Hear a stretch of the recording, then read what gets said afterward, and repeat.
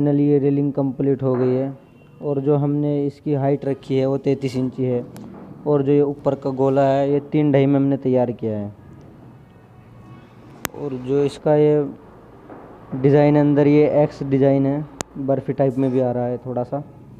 और जो ये इसका मास्टर पिलर है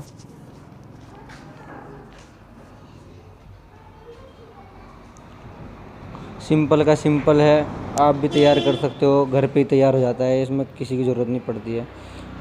और कैसी लगी वीडियो, लाइक करें वीडियो को, कमेंट करके बताएं, चैनल को सब्सक्राइब करें।